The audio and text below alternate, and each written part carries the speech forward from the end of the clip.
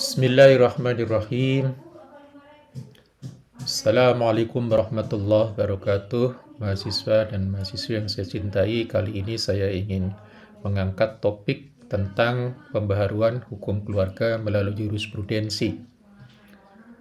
Topik ini kita angkat karena sebenarnya hukum, termasuk hukum keluarga di dalam Islam, itu pada dasarnya juga mengalami satu pembaharuan-pembaharuan, baik itu katakanlah eh, apa itu secara langsung maupun tidak langsung ya. Di dunia Islam, khususnya di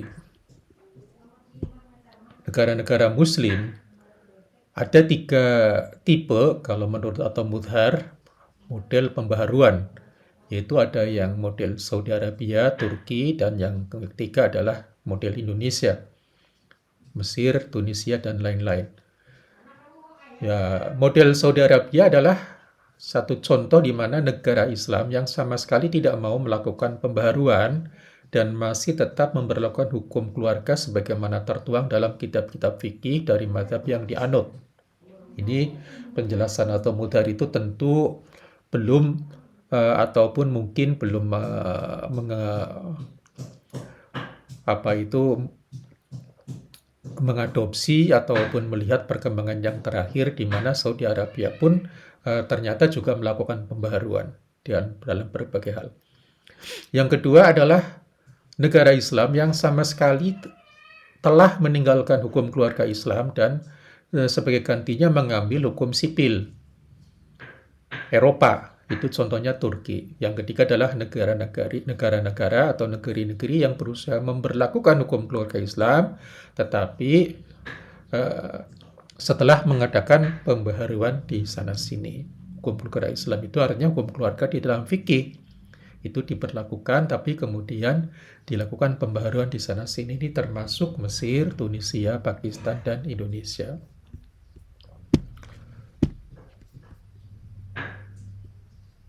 Bagaimana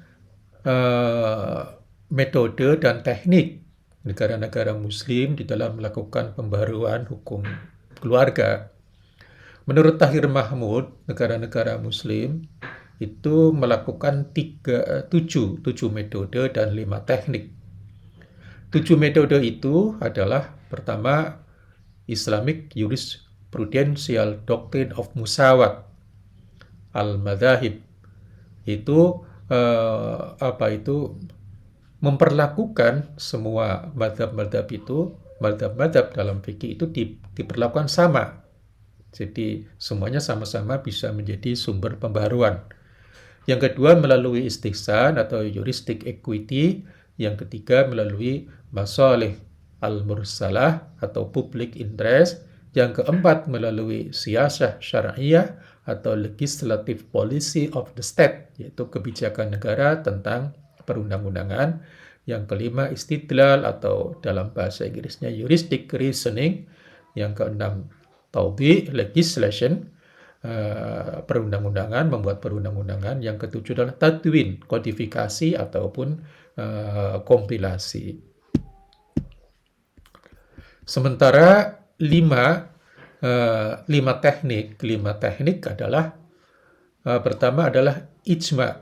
Jadi tekniknya adalah melalui konsensus atau consensus of juris, ijma para ahli hukum, kemudian juga bisa melalui kias, analogical deduction of rule.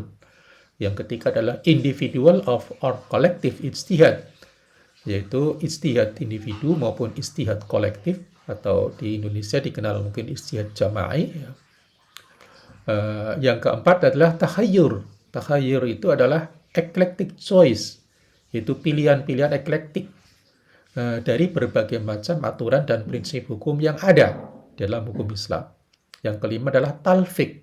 Talfik itu adalah penggabungan, combination of two or more parallel legal rule to evolve a new one. Itu penggabungan antara dua aturan-aturan hukum yang ada di dalam berbagai mazhab dalam hukum Islam, kemudian digabungkan menjadi satu aturan yang baru.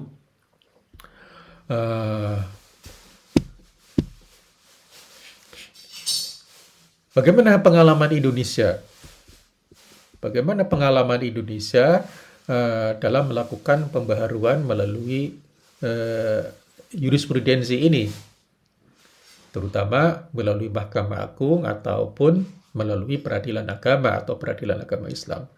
Nah, pengalaman Indonesia ini bisa kita simak bersama-sama di dalam penuturan salah seorang hakim agung ya di Mahkamah Agung, yaitu Bapak Dr. Abdul Manaf. Berikut ini penuturan hakim agung dalam salah satu kesempatan dalam sebuah satu seminar. Beliau mengatakan sebagai berikut.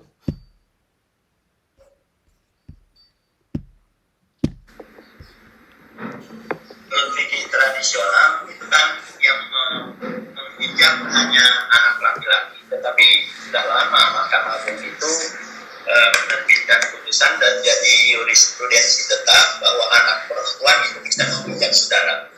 Itu sudah biasa karena alasannya khusus.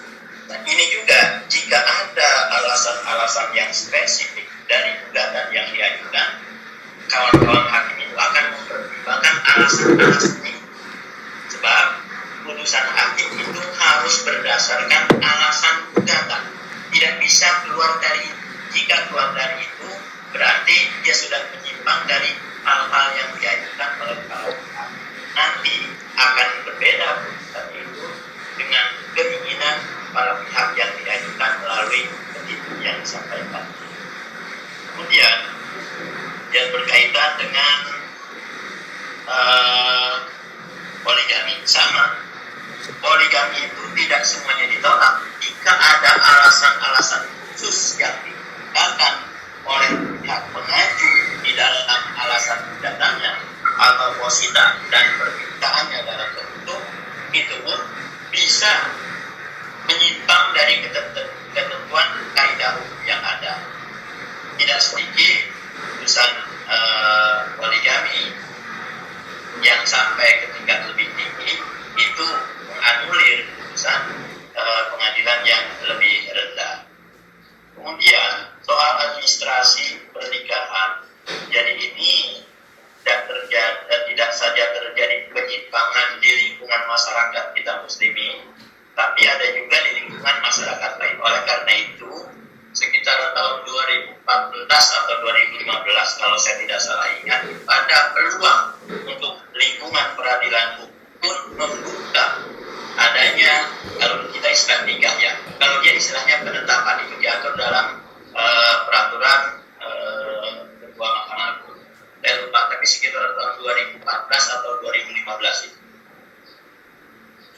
Kemudian ada lagi soal larangan pernikahan beda agama. Sebenarnya dalam pasal 6 Undang-Undang Perkawinan itu ayat terakhir, perkawinan dilarang oleh